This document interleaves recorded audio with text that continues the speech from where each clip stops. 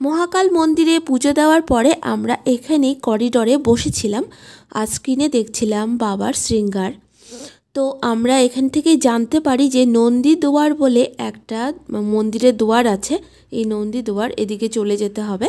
ওখানে গেলে পরে নিঃশুল্ক মন্দিরের তরফ থেকে ভোজন করানো হয়।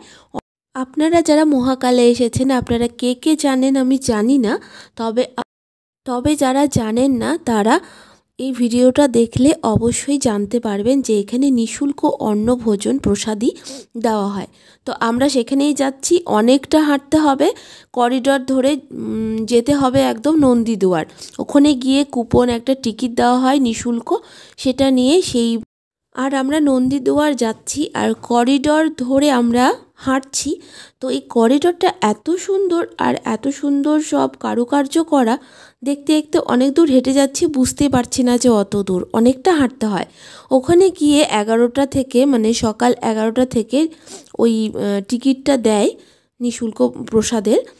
তো ওখানে আমরা গিয়ে টিকিটটা নেব, তারপরে সেই অন্নভোগ যেখানে দেয় সেখানে আবার যাব। সেই টিকিটটা দেখাতে হবে, তারপরে সেখানে প্রবেশ করতে দেবে। তো চলুন আপনাদেরকে দেখাবো যে কিভাবে যেতে হয়, যাতে আপনারা পরবর্তীকালে মহাকালে আসলে এখান থেকে প্রসাদ গ্রহণ করতে পারেন। এই যে আমরা নন্দী দুয়ারে চলে এসেছি, এটা হলো নন্দী দুয়ার। আর দেখতে পাচ্ছেন যে লোকগুলো জড়ো হয়ে আছে, ওখানেই টিকিটটা দেওয়া হবে। সবাই লাইন দিয়ে দাঁড়িয়ে আছে। আমরাও যাই, গিয়ে দেখি ব্যাপারটা।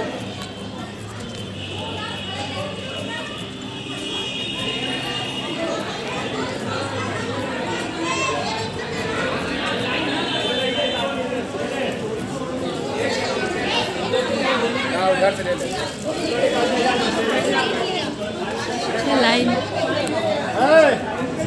এখান থেকে ফ্রি ভোজনের জন্য টিকিট নিয়েছি। এটা ফ্রিতে পুরো। কুপনটা এখানে লাইনে দাঁড়িয়ে এই কুপনটা নিতে হয়।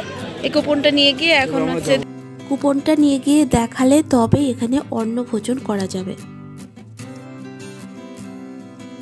যেতে হবে, মন্দির থেকে একটু দূরে আছে। চলো।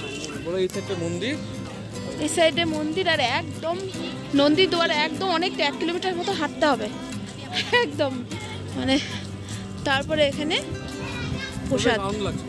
আনন্দ লাগছে, বেশ নতুন জায়গা, নতুন রকম সিস্টেম।